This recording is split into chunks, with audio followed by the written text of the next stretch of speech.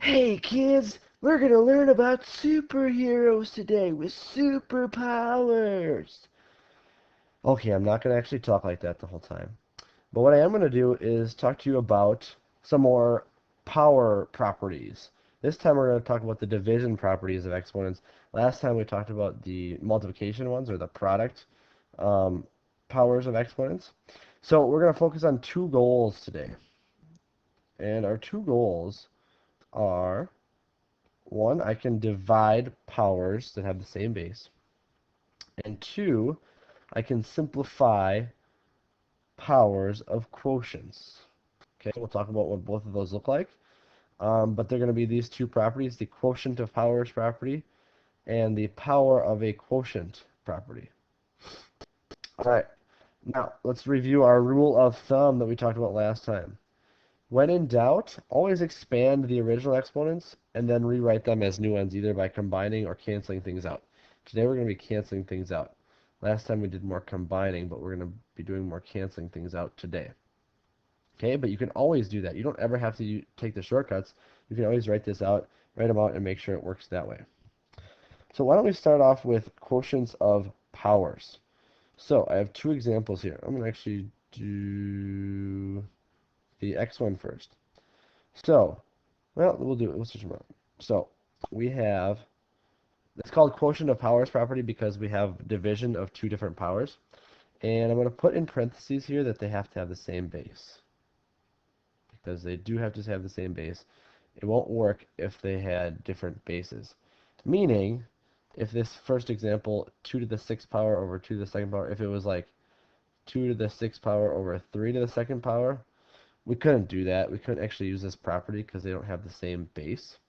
This both has the base of 2, so we're going to work with it that way. All right, I'm going to erase that.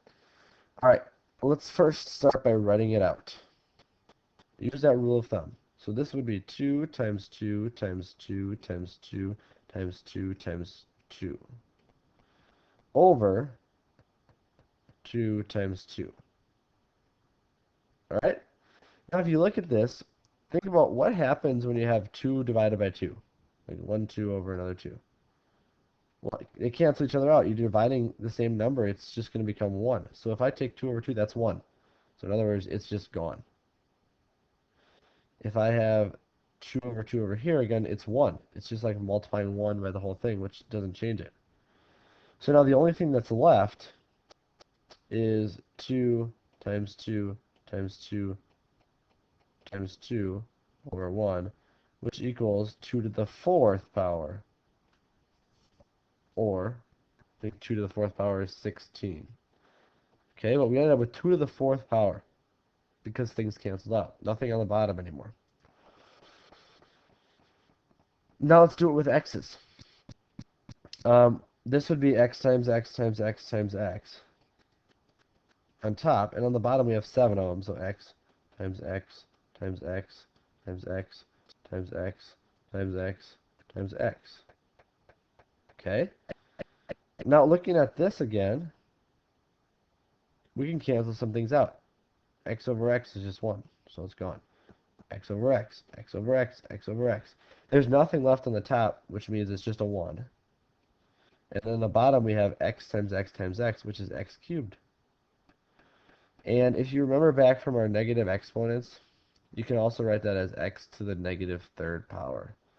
Alright, so x to the negative 3rd means you put to make it positive, you put it on the bottom, and then it would just be 1 on top, or you could go backwards like we did here. Alright, so that's the basic way of doing it, expanding it and seeing what you can cancel out. Now, the other way to do it is based on this rule. So it'd be worth writing down. When dividing powers with a common base, simply keep the base and subtract the top exponent minus the bottom exponent. So let's look at this right here. See if we can use that rule. Keep the base. So let's look at this one right here. Keep the base. So I'm going to keep 2. And do the top exponent, which is 6, minus the bottom exponent, which is 2, which would be 2 to the 4th power, or 16, which, if you look over here, is what we had. lot shorter if you can remember that rule. Let's try it for this one. This would be x would be the base, and we do the top exponent, which is 4, minus the bottom exponent, which is 7, and you get x to the negative third power, which, again, is what we ended up having over here if we wrote it like that. Okay? Shorter if you know that rule, and if you do it correctly. So that is the quotient of a powers property. Now, I have two challenge problems if you'd like to try them right now. I've got some more at the end. But, for instance, this first one, you have to use that property. There's no way you really can do it without using that property. And that property, if you do it correctly, would be saying you keep that base of an s, and you do 3/4 is the top exponent minus 1/2. Okay, I mean, you look at that, how do you do 3/4 minus 1/2? Well, don't look at it too hard. Just find the common denominator. So we'll do it over here. 3/4, common denominator with 1/2 would be 2/4. So now you can subtract them and you get 1/4 is your answer. So in other words, this is s to the 1/4 power. All right. Now, the second one is a little bit different because it has multiple variables in it. And there's two ways to do it. The first way, again, you can do it by writing it all out. So let's do it that way. M times M times N times N times N times N. All over 1M, 2M, 3M, 4M, 5M times 3N's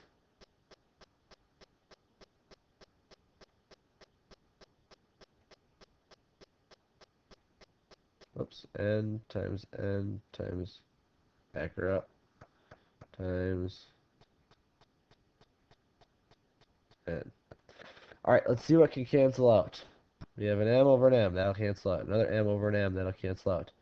That's all the M's there are on both. So we have an N over an N, N over an N, N over an N. So what we're left with here is N over M to the third power. Or if you rewrite that with the M on top, it would be M to the negative third power times N. Alright? Second way I'm going to show you is a little bit shorter. It's using that rule. Let's look for common bases again. So we have M, we can use our M as a common base, and we're going to do 2 minus 5, because the exponent on top is 2, the exponent on the bottom is 5. And then we'll have N, we have 4 minus 3. So if you simplify that, you get 2 minus 5 is negative 3 for the M's, and then for the N's, I keep writing M. For the N's, you have 4 minus 3, which is 1, or just N. And that's exactly what we had right up here. So shorter, you have to know the rule, though. So let's go on to the second part, which I think will be a little bit easier because it's very similar to what we did with power to a power. So that's why I wanted to refresh our memory. The quotient to a power. This is the power to a power property. It's where you have a power, like 5 to the 4th power, raised to a power.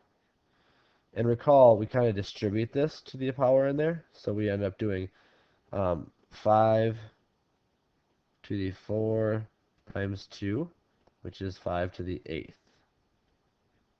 Okay? And I'm not going to find that answer right now. Same thing with this one. We distribute it to that exponent. So we have x to the 5 times 2, which is x to the 10th. The quotient to a power property is super similar. We're going to do the same thing, only we're going to distribute that exponent to the top number and to the bottom number. Okay? So I'm dividing this here. So we have 3 to the 3rd power over 5 to the 3rd power, which I'm not gonna write it out because there's not even a common base. I'm just gonna get 3 times 3 times 3 is 27.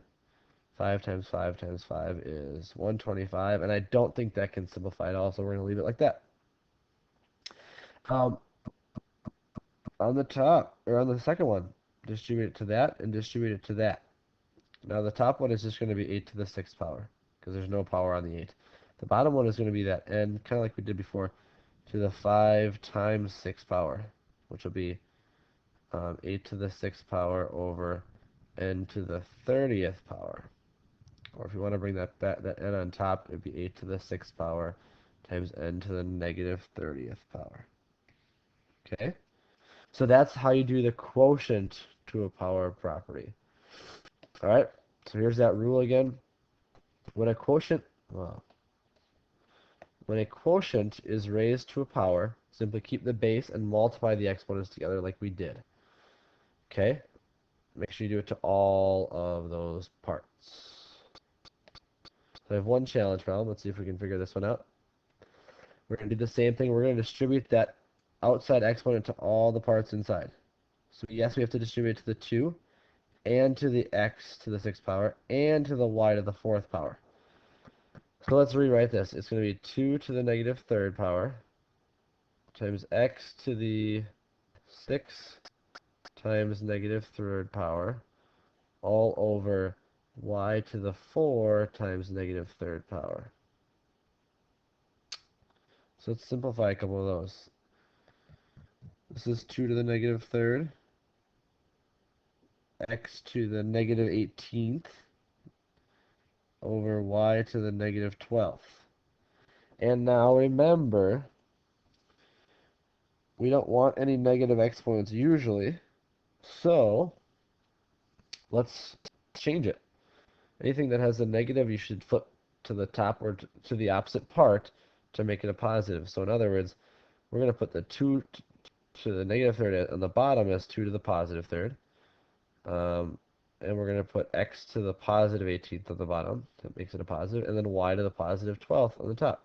And there's nothing else that can be simplified right there, unless you say the 2 to the 3rd is 8, which you can certainly do. So we can change it to y to the 12th over 8x to the 18th power. All right? So we have, well, maybe I'm going to do this first.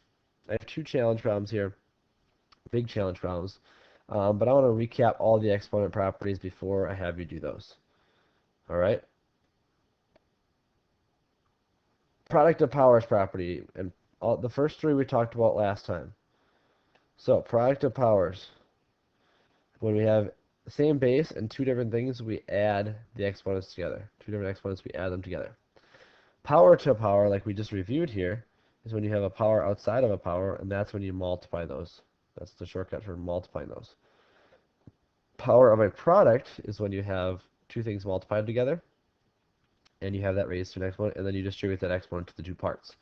So you get a to the m power and b to the m power. Negative exponents we talked about. To make it a positive, you just put it on the opposite part of the fraction. So that's one by itself. And then today we talked about these two. The quotient of powers property. We subtract the exponents if they're the same base. And then the power of quotient property, where you distribute that exponent to the top and the bottom. Now there is one that we're missing. It's the zero exponents. I don't know how that didn't end up in here. But that would be if you have a to the 0 power, or anything to the 0 power, is going to be equal to 1. Always. The exception would be if you had 0 to the 0 power. That's the only exception. That would just be 0. Alright? So let's go up here. Two challenge problems. I'm going to say try them on your own. Pause it right now. Try them on your own. And then you can compare. I'm going to go through the work and the answers in a second. You can compare. Alright, you can take a look at my work. I kind of try to show it step by step. Simplified any of those properties. If there was negatives, I flipped them. So for instance, on the first problem where there was negatives here, I switched like this one to the bottom, this one to the bottom, this one to the top, this one to the top, so I could make them positives. And then I simplified from there. We had 3 ends on top and 6 ends on the bottom, so 3 of them cancel out on both the top and the bottom. And then I also simplified. 3 to the third would be 27, and 6 to the third would be 216. On the bottom, it wasn't as many negatives, but I did switch a couple here. Alright, and then that allowed me to combine the y's on the top and the x's on the bottom. But I also simplified the 4 and the over 8, because that would be reduced to 1 over 2. And then I end up getting y to the 10th, or 1y to the 10th, over 2x to the 5th. So we went from all of this to that smaller monomial. Alright, and that is a great review of just about all the exponents properties. Specifically in this lesson, though, I can divide properties of the same, or powers of the same base, and I can simplify powers of quotients. Thank you. Have a great rest of your day.